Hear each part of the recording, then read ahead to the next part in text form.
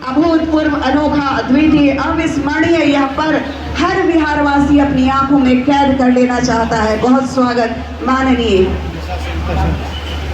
और आइए अब हम आग्रह करेंगे माननीय प्रधानमंत्री जी के स्वागत के लिए। श्री दिलीप जायसवाल जी, प्रदेश अध्यक्ष भाजपा के, हम आपसे आग्रह करते हैं कि कृपया माननीय प्रधानमंत्री जी का स्वागत करने की कृपा करें। श्री दिलीप जायसवाल जी माननीय प्रधानमंत्री जी का स्वागत करेंगे। यह मखाना का माला है और जिसे जीआई टैग मिला हुआ है और माननीय प्रधानमंत्री जी को यह माला भेंट की जा रही है। देश को मिल रहा है एक ओजस्वी और यशस्वी नेतृत्व। माननीय प्रधानमंत्री जी को यह माला भेंट कर रहे हैं, सौंप रहे हैं। हमारे इस मखाना को जीआई टैग मिल गया है और विश्व पटल पर मखाना, बिहार के इस मखाने की अलग पहचान है। बहुत बहुत स्वागत, अभिनंदन माननीय प्रधानमंत्री जी। और आइए अब हम बुलाएंगे यहाँ के स्थानीय कलाकार श्री किशोर कुमार राय जी, जो अपनी कलाकृति से माननीय प्रधानमंत्री जी का स्वागत करेंगे। चित्रकारी, कलाकारी एवं हस्तकला में दक्ष श्री किशोर कुमार राय उर्फ गुल्लू, जो जूट, पुआल, गुलाल और अन्य सामग्रियों से पेंटिंग और कलाकृतियां बनाते हैं। कई पुरस्कारों से आप सम्मानित हैं और आपने अपनी कलाकृति में माता पूरन देवी पूरन के पत्ते को दर्शाया है, जो सूचक है इस जिले का नाम पूर्णिया कैसे पड़ा। यह चित्रकारी जूट से निर्मित है एवं पूरेन के पत्ते पर मखाना दर्शाया गया है। बहुत बहुत स्वागत, अभिनंदन माननीय प्रधानमंत्री जी का, बहुत आभार। और आइए अब हम आसन ग्रहण करें। आग्रह करना चाहेंगे माननीय उप मुख्यमंत्री बिहार श्री सम्राट चौधरी जी से कि कृपया आप आए और सभी का स्वागत अपने मुखारबिंद से करने की कृपा करें।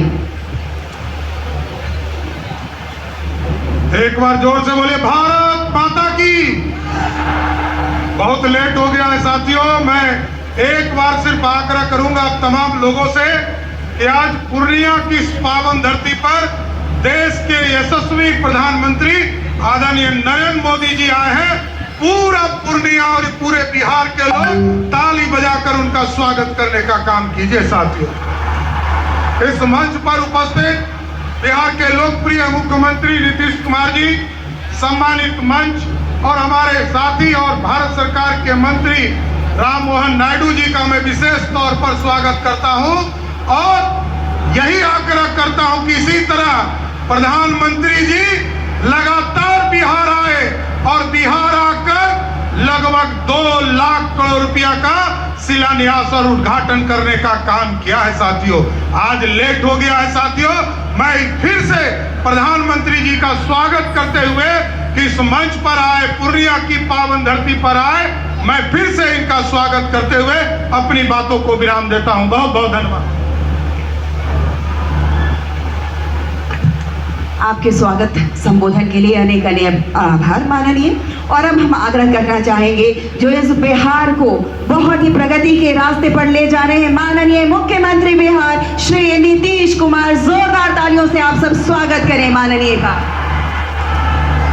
आ जाइए, दूसरे बड़े नेता हैं यहाँ के सम्राट चौधरी, यहाँ के उप मुख्यमंत्री हैं। भाई साहब नाम बदलने के विशेषज्ञ हैं। कई लोग, पिछली बार हमने आपको बताया था और लोग जानते भी हैं कि इनका नाम था राकेश कुमार, बाद में हुआ राकेश कुमार उर्फ सम्राट चौधरी। ये पूरी सच्चाई नहीं है। इनका ओरिजिनल नाम है सम्राट कुमार मौर्य।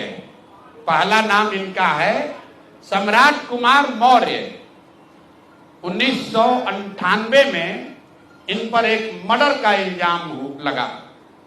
सदानंद सिंह, जो वहां पर कांग्रेस के बड़े नेता थे और इनके परिवार के राजनीतिक विरोधी थे, उनको बम से मारकर उनकी हत्या कर दी गई, जिसमें लोग बताते हैं 6 लोगों की मृत्यु हुई। उस केस में आज के सम्राट चौधरी और तब के सम्राट कुमार मौर्य एक्यूज्ड थे, बजाबता जेल गए और 6 महीना के बाद जेल से निकले नाबालिग होने के नाम पर इनको जेल से निकाला गया। तो पहले तो सम्राट चौधरी, उनके समर्थक और चाल चरित्र चेहरा की बात करने वाले भाजपाई, और उससे भी बढ़कर बिहार में भाजपा को, एनडीए को वोट देने वाले लोग एक बार जरा जान जाइए कि आपका उप मुख्यमंत्री मर्डर का एक्यूज्ड है, जेल में रहा है, और जेल से सिर्फ इसलिए छूटा क्योंकि इन्होंने प्रमाण दिया कि हम नाबालिग हैं।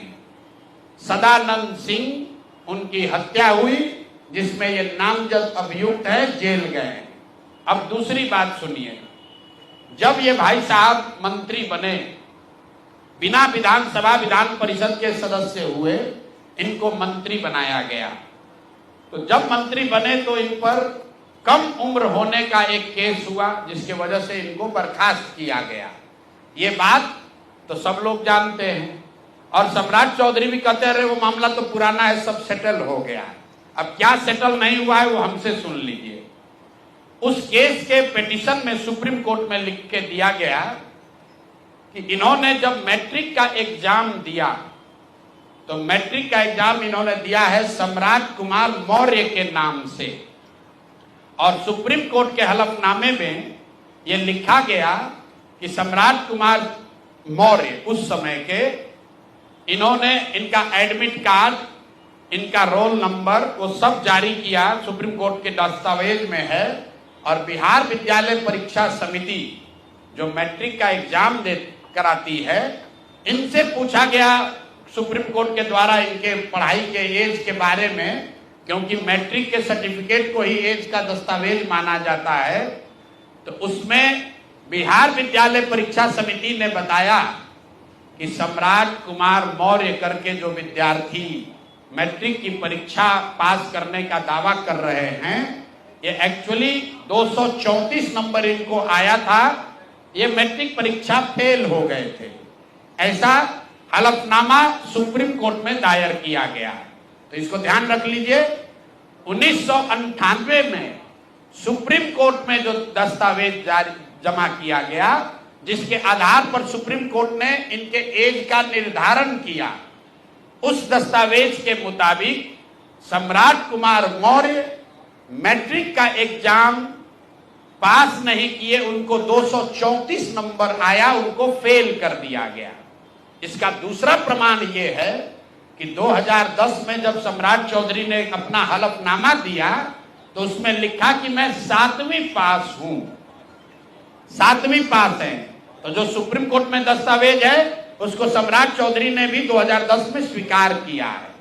अब मेरा और जन सुराज का सीधा सवाल है पूरे बिहार के युवाओं की ओर से, पढ़े लिखे समाज की ओर से, कि इस राज्य के डिप्टी सीएम ये बताएं कि वो मैट्रिक कब पास किए हैं, किस साल इन्होंने मैट्रिक पास किया।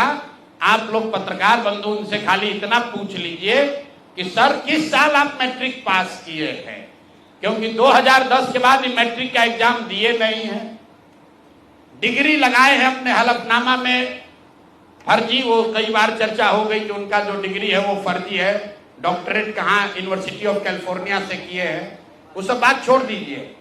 सीधा सवाल, सम्राट कुमार मौर्य जो जिन पर मर्डर का इल्जाम लगा, नाम बदलकर राकेश कुमार किया, वो राकेश कुमार जब अपने सुप्रीम कोर्ट के हलफनामे में कह रहे हैं, बिहार विद्यालय परीक्षा समिति ने कहा कि ये मैट्रिक का परीक्षा फेल कर गए हैं, इन्होंने खुद स्वीकार किया 2010 में कि 7वीं क्लास ये पास हैं, तो फिर ये मैट्रिक का परीक्षा कब पास किए हैं, यही सीधा सवाल है।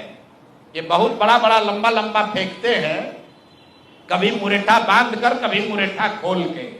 ये आदमी इतना फर्जी है, ये मैट्रिक का परीक्षा पास ही नहीं किया।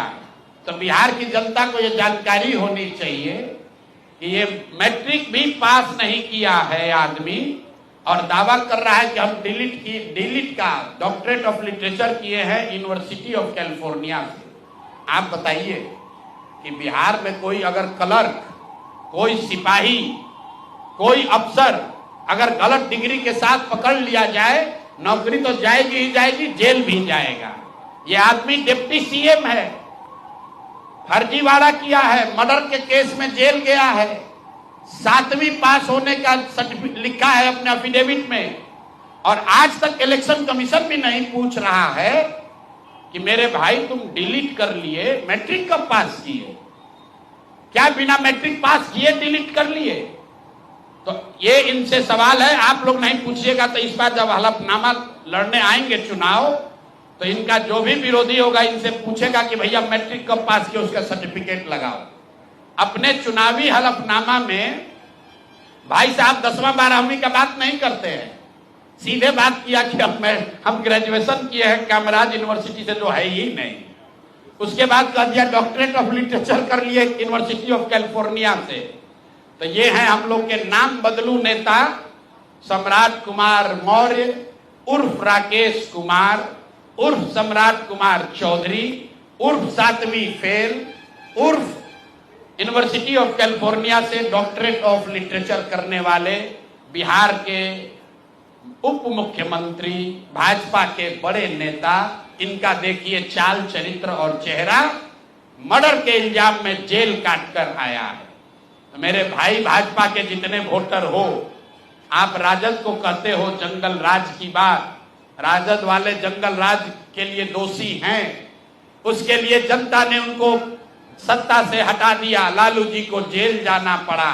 और ये सब जो मैं रोज कहता हूं कंबल उड़कर घी पीने वाले लोग, पहले राजद में था तो वहां पर भी गुंडागर्दी किया, और अब भाजपा में आकर यहां भी लूट मार कर रहा है, पूरे राज्य का स्थिति बर्बाद कर रहा है।